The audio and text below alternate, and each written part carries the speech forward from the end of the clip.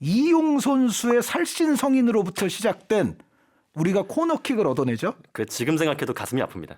아, 가슴은 아프나 대한민국 축구사의 또 기념비적인 장면을 만들어낸 거 아닙니까? 이용 선수 본인도 알고 있을 거예요. 그러니까 아, 그래도 내가 참 잘한 거다 이거는. 네. 저희가 쭉 월드컵 특집들을 많이 다뤄드리고 있습니다. 그 중에서 이제 가장 최근의 기억을 한번 되돌아볼 시간이 왔습니다. 바로 2018년 러시아 월드컵입니다. 한준희 해설위원도 그렇고 저도 그렇고 그리고 이 방송을 시청을 하시는 모든 분들께 가장 좀 또렷한 기억으로 남아있는 대회가 될 텐데 역시 종전 월드컵 특집들처럼 여러 가지 이야기거리를 남긴 몇몇의 국가들, 몇몇의 팀들을 중심으로 해서 한번 서술을 해보도록 하겠습니다. 네. 자, 가장 먼저 이제 말씀을 드려야 할 것이 역시 대한민국 대표팀의 그 족적이 되겠습니다. 사실 조별리그 두 경기에서 굉장히 좀 힘든 결과를 얻었습니다. 스웨덴전과 멕시코전에 잇따라서 패하면서 뭔가 좀 실망스러운 결과. 거기다가 최종전은 또 디펜딩 챔피언 독일과의 경기였기 때문에 좀 가시밭길이 예고가 돼 있는 상태였습니다. 그런데 독일 역시 뭔가 쉽지 않은 행보를 했던 것이 첫 경기 멕시코에게 패배를 했었고 스웨덴전에서도 가까스로 토니 크로스 선수의 그 엄청난 골이 터지기 전까지는 거의 뭐 비기는 그런 분위기로 가다가 신승을 거두는 그런 결과. 그렇게 어렵게 좀 두 경기에서 1승 1패를 맞춰놓은 상황에서 양 팀의 조별리그 최종전 대한민국과 독일의 경기가 치러지게 되는 상황이었습니다. 네. 절묘하게도 마지막 3라운드를 앞둔 상태에서 네 팀 가운데 그 어느 팀도 16강 진출을 확정짓지 못했고요. 그 어느 팀도 탈락하지 않았어요. 이거 놀라운 일 아닙니까? 그러니까 우리가 2패를 당했음에도 불구하고. 네. 네. 멕시코가 2승에 골 득실이 플러스 2였고요. 독일과 스웨덴은 1승 1패씩인데 골 득실은 제로였습니다. 그리고 대한민국이 이러면 뭐 자동적으로 나오네요. 대한민국은 2패에 골 득실이 마이너스 2. 그러니까 대한민국 같은 케이스는 어떻게 하면은 이제 16강이 가능했냐면은 일단 멕시코가 스웨덴을 잡아주는 게 좋습니다. 그러면은 이제 멕시코 3승 하라 이거예요. 네. 왜냐하면 그 얘기는 뭐냐면 스웨덴을 2승을 안 만들어야 되거든요. 그렇기 때문에 멕시코는 스웨덴을 잡아주고 우리가 독일을 최대한 잘 잡으면 요거 헷갈리시기가 쉬워요. 우리가 2패했는데 무슨 확률이 있겠어? 있었습니다. 말씀드렸던 대로 멕시코가 스웨덴을 이기고 우리가 독일을 최대한 잘 잡으면 멕시코만 3승하고 나머지 팀들이 이제 1승 2패를 만드는 거죠. 승점은 똑같아지는 거죠. 네, 그런데 여기서 제가 그래서 특별히 말씀드린 게 우리가 독일을 최대한 잘 잡아야 된다. 그러니까 엄청나게 많은 골을 집어넣으면서 대승을 거두는 그런 결과인 거죠. 그래야만이 1승 2패한 팀들 가운데에서 우리가 이제 앞으로 나갈 수가 있다는 거예요. 그래서 우리에게도 희박하지만 그런 경우의 수가 살아 있었어요. 근데 이제 이날 경기가 이제 어떻게 진행이 됐냐면 양쪽에서 이제 똑같은 시간에 경기하지 않습니까? 뭐 아시는 바대로 우리와 독일은 계속 이제 골이 안 나고 있었어요. 물론 독일이 점유는 계속 높았고 우리를 많이 밀어붙였지만 골이 안 나고 있었습니다. 그런데 저쪽에서 스웨덴이 후반전 들어서면서 골 폭죽을 터뜨리면서 멕시코에게 무려 3골을 넣었어요. 후반전 5분, 후반전 17분, 후반전 29분. 자, 이제 이러면 상황이 어떻게 됐냐? 우리가 올라가는 길이 막히는 거예요. 이렇게 되면. 왜 그러냐면 스웨덴이 멕시코를 잡잖아요. 그러면은 멕시코도 2승이 되고 스웨덴도 2승이 돼요. 근데 우리는 아무리 잘해봤자 독일을 아무리 잘 이겨도 이렇게 되면 이제 2승 팀이 벌써 둘이 나오는 거잖아요. 못 이기죠. 예. 그러니까 우리는 올라갈 수가 없어요. 그래서 스웨덴이 이렇게 멕시코를 상대로 이렇게까지 잘할 줄 몰랐는데 멕시코는 생각보다 굉장히 저조했고 스웨덴이 이날 엄청나게 힘을 낸 거죠. 그래서 이런 상황이 되니까 우리는 사실은 독일을 상대로는 우리가 잘 싸우고는 있었으나 이제 우리가 올라갈 확률은 뭐 애초부터 희박했지만 좀 어렵겠다라는 생각이 드는 순간 독일은 어떻게 되느냐? 독일은 큰일 난 겁니다, 이제. 왜? 좀 전에 말씀드렸죠? 멕시코도 2승이 되고 스웨덴도 2승이 돼버리면 독일은 우리를 지금 이기고 있지 못하고 있었잖아요. 그러니까 독일이 떨어지는 거죠. 그러니까 무조건 독일은 우리를 잡아야 올라갈 수 있는 상황이었던 거죠. 그렇죠. 독일은 이제 골이 급해졌어요. 네. 그래서 점점 더 이제 독일 선수들의 마음이 급해지는데 여기서 오히려 경기 막판에 이용 선수의 살신 성인으로부터 시작된 우리가 코너킥을 얻어내죠. 그 지금 생각해도 가슴이 아픕니다. 가슴은 아프나 대한민국 축구사의 또 기념비적인 장면을 만들어낸 거 아닙니까? 이용 선수 본인도 알고 있을 거예요. 그러니까 그래도 내가 참 잘한 거다 이거는. 네. 예. 할 말이 없습니다. 네, 네. 이거는 뭐 최근의 일이니까 여러분들도 많이 기억을 하실 거예요. 그런데 그 남성분들은 모두 다 공감을 하실 겁니다. 네, 이용 선수가 정말 나뒹굴었잖아요. 그런데 말씀드렸던 대로 독일은 엄청나게 급했죠. 급한데 급했던 독일 선수들조차도 이용 선수를 빨리 일으켜 세울 수는 없었어요. 그러니까 본인들도 아니까. 그렇죠. 네, 전 세계 지구인들이 다 아는 겁니다. 그렇죠. 이건. 네. 그래서 독일 선수들조차도 이용 선수를 쉽게 야 빨리 일어나 뭐 이렇게는 못하고 있었거든요. 그런데 어찌됐건 그 상황이 이어져서 우리가 코너킥을 얻었고 거기서 김영건 선수의 골이 들어가죠. 네. 기념비적인 골. 그래서 뭐 그 다음에는 또 아시다시피 노이어 골키퍼까지 이제 공격에 가세해야 될 정도로 독일은 정말로 이제 마음이 급해진 상황에서 오히려 노이어 농락골을 우리가 터뜨리죠. 네. 손흥민 선수가 결국 그거를 엄청난 주력으로 달려가서 마무리를 지으면서 결국 우리는 승리를 거두게 되고 독일은 정말 자신들의 축구사에서 엄청나게 치욕스러운 순간을 맞이하게 됩니다. 이게 그렇죠. 왜 그러냐면은 독일이 조별리그 시스템이 월드컵에 장착된 이후에 조별리그 탈락이 처음이에요. 그러니까 우리가 생각을 해보세요. 뭐 브라질이 축구로 해가 지지 않는 나라라는 얘기가 있지만 저는 사실은 어떤 강연이나 이런 데 가면 이 얘기를 하거든요. 사실은 제 생각에는 독일이 축구로 해가 지지 않는 나라다. 그러니까 브라질은 우승 횟수는 물론 독일보다 살짝 많지만 안 좋을 때는 브라질은 안 좋아요. 네. 근데 독일은 자신들이 안 좋다고 하는 시절에조차도 8강 정도까지는 가서 떨어집니다. 그리고 뭐 유로에서도 그 많은 트로피 탄 거 보세요. 그러니까 독일은 뭐 안 좋은 시기도 분명히 있기는 있었지만 그럼에도 불구하고 항상 조별리그 통과는 기본이고 한 8강 정도가 거의 마지노선인 팀이에요. 그러니까 어떠한 메이저 대회를 나가더라도 그러니까 조별리그에서 정말 독일이 실패하는 케이스는 예를 들어 유로에서 유로 2000 같은 케이스 그리고 월드컵에서는 이게 조별리그 시스템 장착 이래 독일이 최초로 조별리그 통과를 못한 케이스예요. 네. 바로 직전 대회인 컨페더레이션스컵에서도 잘했으니까요. 그럼요. 네. 그 컨페더레이션스컵이 뭐 포르투갈이나 멕시코나 이런 팀들 나온 대회인데 그 팀들을 상대로도 독일이 잘했잖아요. 네. 그러니까 게다가 독일은 그때 또 주력 멤버도 많이 빠진 대회였어요. 컨페더레이션스컵에서. 그래서 주력 멤버 저만큼 빼고도 저 정도면은 독일은 주전이 다 나오면은 2018년에도 당연히 우승 후보지라고 많은 사람들이 생각을 했을 거 아닙니까? 자신들을 비롯해서. 네.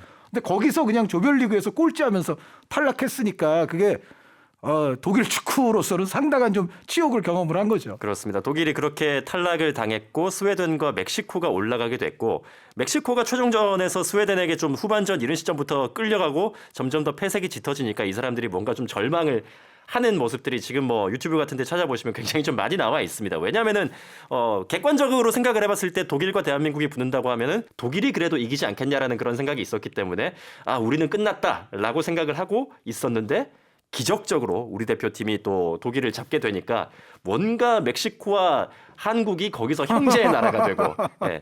그게요 멕시코가 그럴 수밖에 없었는 게 멕시코도 2경기까지 2승을 했어요. 그러면은 우리가 상식적으로 앞에 2경기 2승한 팀이 마지막 경기를 좀 못 이겼기로소니 통상 잘 탈락 안 합니다. 그렇죠. 그런데 멕시코는 정말 탈락할 뻔했습니다. 진짜로. 왜냐하면 멕시코가 아까 제가 2경기 했을 때까지 플러스 2골 득실로 출발했다고 그랬잖아요.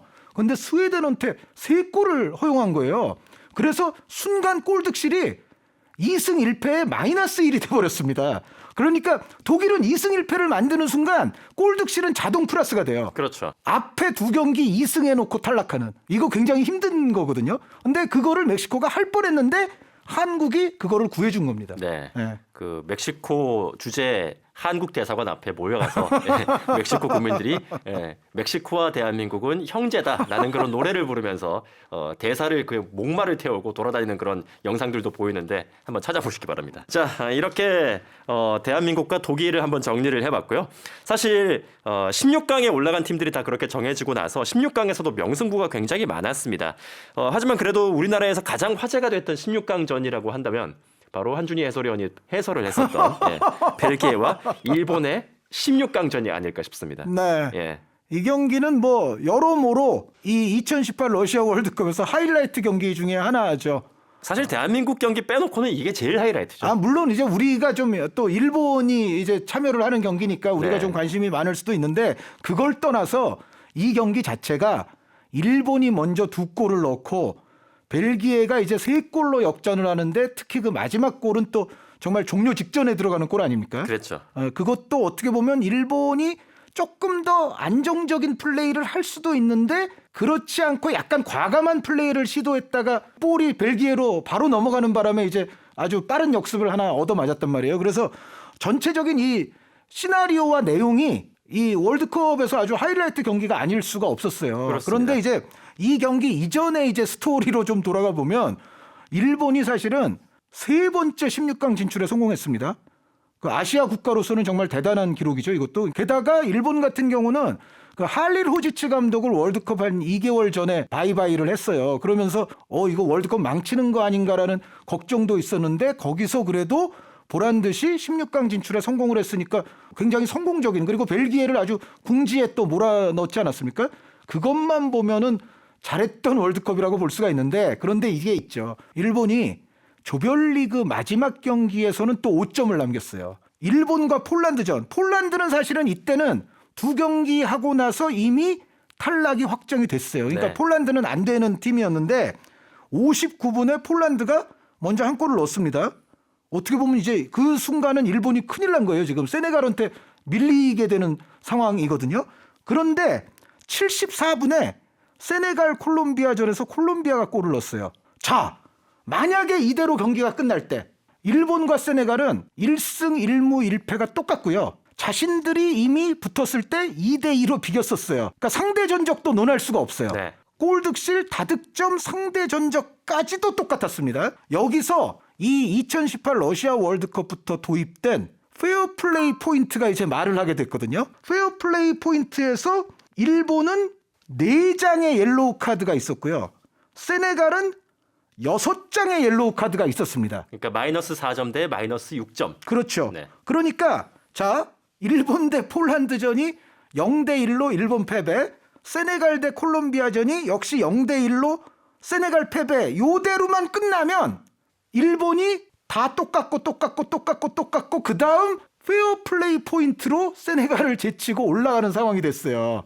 그런데 여기서 이제 일본 폴란드전에서 좀 볼썽사나운 장면이 나왔죠. 아, 이거는 경기를 하겠다는 거야, 안 하겠다는 거야, 뭐 거의 그런 상황이 되지 않았어요? 극도의 노잼 경기. 네. 그러니까 폴란드는 어차피 우리 탈락이고 여기서 뭐 1대0으로 이기나 뭐 100대0으로 이기나 결과는 똑같아 라고 생각하면서 그랬을지 모르지만 사실은 저는 폴란드도 좀 이해가 안 가는 게, 저는 사실 폴란드가 더 이해가 안 돼요. 네, 그러니까 월드컵에서 아무리 그 이전에 이미 망쳐놨더라도 그래도 이건 올림픽이 됐든 월드컵이 됐든 이 스포츠 제전에서는 그래 끝까지 최선을 다하는 게 정상 아닙니까? 그런데 폴란드도 이거 뭐 1승하면 됐어 뭐 이 정도의 컨셉이었고, 일본은 이대로 유지해서 16강을 가자였는데 이게 근데 사실 이해가 잘 안 되죠. 왜냐하면 그러니까 콜롬비아를 정말 엄청나게 믿지 않는 한은, 근데 세네갈은 아주 열심히 넣으려고 할 거 아닙니까? 네. 저쪽 경기장에서 만약에 세네갈이 골을 넣으면 지금 일본과 폴란드가 이렇게 허송세월하고 있었던 그 시간이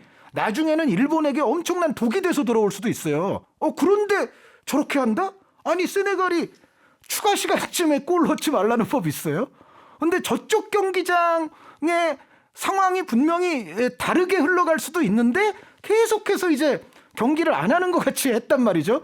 그래서 사실은 이게 나중에 뭐 이런 얘기도 있었죠. 그러니까 페어플레이 포인트가 도입이 돼서 오히려 페어플레이를 안 하도록 만들었다. 네. 네, 그래서 일본 대 그 폴란드전 마지막 그 조별리그 3라운드 경기가 엄청난 좀 논란과 비판을 받았죠. 네, 비판을 낳았죠. 그래서 과연 이제 일본이 골든 제네레이션이라는 그 벨기에를 맞아서 그 16강은 어떻게 할까? 굉장히 잘하더군요. 네, 특히 그 이누이 다카시 선수. 네. 이누이 선수는 또 라리가에서 꽤 오랜 기간 뛰었기 때문에 소준일 아나운서도 아마 잘 아실 텐데. 드리블의 달인 중에 한 명입니다. 네, 그 슈팅 능력도 좋고, 이누이 다카시 선수는 거의 뭐 인생 경기였고, 그 경기에서 뭐 시바사키 선수도 잘했던 거, 하라구치 선수도 잘했고, 뭐 그러면서 일본이 오히려 벨기에를 막 압도하는 느낌을 주면서 2대0으로 앞서갔던 거예요. 거기서 이제 제가 이제 해설하면서 벨기에는 펠라이니 선수 왜 안 쓰죠? 왜 안 쓰죠? 근데 결국은 일본의 발목을 잡은 거는 역시 피지컬 싸움에서는 조금 곤란하다. 네. 일본이 결국은 이제 앞서고 나갈 때까지는 아주 좋은 내용을 펼쳤지만 궁극적으로는 그래도 자신들이 지니고 있는 어떤 그 약점을 극복하지 못하고서 결국 이제 패하는 쪽으로 가게 되는데, 근데 저는 아직도 그 마지막 상황에서 연장전에 가는 한이 있더라도 일본 입장에서는 과감한 플레이를 하지 말았어야 된다고 봐요. 근데 마지막에 너무 과감했기 때문에 결국은 그 볼이 잘려서 이제 역습이 되는데, 제가 그때 이제 이런 멘트를 했었죠. 예전에 94년 월드컵 지역 예선 과정에서 프랑스가 불가리아 상대로 막판에 안 해도 되는 공격적 플레이를 했던 선수가 다비드 지놀라라는 선수가 있는데, 지놀라를 좀 보는 것 같다. 그러니까 약간 시간을 좀 보내는 듯한 안정적인 컨셉의 경기를 그때야말로 좀 했어야 되는데, 거기서 이제 일본이 그걸 안 한 것을 벨기에가 제대로 이제 그걸 공략을 했다. 그리고 그 마지막 주인공이 샤들리 선수가 됐는데, 이 선수가 그 전 시즌의 상황을 보면 이 선수가 그렇게 결정적인 거를 만들어내리라고는 사실은 예상하기는 좀 어려웠어요. 네. 한준희 해설위원의 사과 방송으로 끝이 났던 그 일본과 벨기에의 경기였습니다. 벨기에가 3대2로 역전승을 거두면서 그렇게 올라갔었고요. 유튜브